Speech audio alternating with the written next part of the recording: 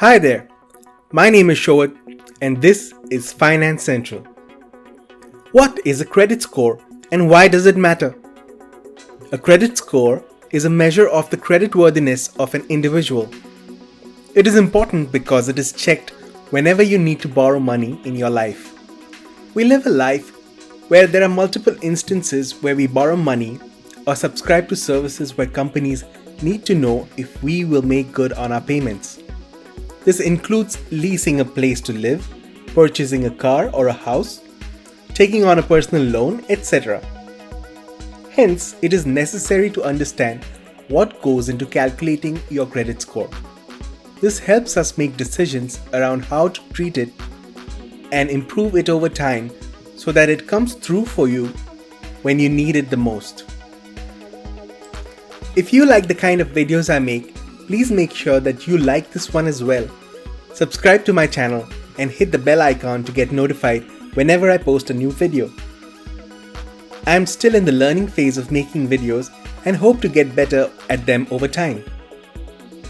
In these US of A, there are two companies that calculate the credit score. They are FICO, previously known as Fair Isaac Corporation, and VantageScore. There are multiple ways of calculating the FICO scores as they differ for the various markets they are used in. We will talk about general purpose FICO scores which range from 300 to 850 and not about industry specific ones that range from 250 to 900. It is also good to know that three companies, namely Equifax, TransUnion and Experian, track the credit history of an individual, and the website annualcreditreport.com allows you to view all three reports once a year for free. A good practice is to check one of your reports every 4 months to make sure that everything related to your payments and credit checks is being reported correctly, and you can file claims if you need to dispute anything while the mistake is recent and not let it affect your credit score poorly. These reports do not entitle you to a credit score, and hence you will not know your exact credit score without paying for it. But companies like Credit Karma, Mint, etc. will give you all a ballpark credit score, and it might just be enough for you to know what credit range you fall in before you apply for more credit and be confident that you are above the required threshold. Alrighty then, the ranges of credit scores are shown here with an estimate of what percent of Americans fall within this range. According to Experian, 16% of Americans are in the 300 to 579 range, which is classified as very poor. 17% in the fair range of 580 to 669. 670 to 739 is the good range with 21% people in it. 25% are in the very good range of 740 to 799 and 21% are in the exceptional range of 800 to 850, which is great. This makes it 67% in the good or better range, which is where we all want to be. People falling in the categories less than good are made to pay deposits or insurance whenever they apply for loans. There are similar statistics for VantageScore as well. Your ability to qualify for a loan depends on these scores. It lets the lender know that in the past you were good on your payments and paid off any loans in the allotted time. Past history is all we have to judge someone's future ability, and so the score gives them an insight into how the loan will work out for them. If you have plans on financing a car or becoming a homeowner, you have to keep a tab on your credit score and make sure it is good enough when you apply for the loan to get the best interest rates and other loan terms that you possibly can. Your credit card is one of many tools to help build this credit score. We shall be looking at the multiple factors that influence your score. Of these multiple factors, we have 5 of these listed and elaborated on here. They are: number 1, payment history; number 2, credit utilization; number 3, length of credit history. Number 4, mix of credit types. And number 5, recent application. These are listed in order of their influence. Now let's go over them one by one and dig deeper into ways in which you can improve your score in each of these categories. Number 1, payment history. This is dependent mainly on how consistently you've paid your bills and other obligations on time. Approximately 35% of your score may be dependent on this. A good way to improve this would be to not be late by 30 days or more on any due date. If you can help it, pay your bills before the due date.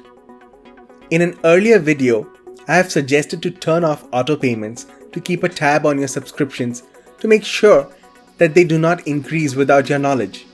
But in this case, if you are not the kind of person who remembers to pay on time, you may want to set up autopay and calendar reminders. Another thing you might do is request your creditors to move those due dates closer to a few days after your payday. Number 2, credit utilization. This is the amount of your credit limit that you use. As you improve your credit score and you build up a credit history, you should keep adding to your credit limit so that if you're consistently spending the same amount on your credit card every month, your credit utilization ratio will go down. This affects about 30% of your credit score, and also using no more than 30% of your available credit will affect your credit score positively. If your credit card company allows it, you can try setting balance alerts or making extra payments during the month to not exceed the arbitrary limit. Number 3, that is length of credit history. The longer, the better. There is no getting around this, but try to get yourself a credit account as early as possible and put small obligations on it like phone, cable bill. Also, if you have an old open credit card account and were wondering if you should close it, try not to unless there is a compelling reason, especially if there is no annual fee. Number 4, credit mix. This affects the credit score in a small way, but if you have different kinds of credit accounts like credit card, car loan, mortgage, etc., it reflects well.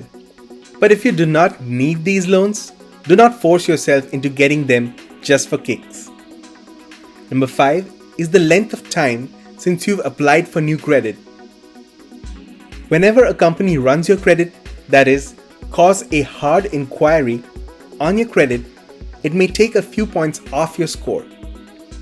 This mainly says that you are in the market to take on a loan, and so your credit score might get dinged for having hard inquiries every couple months.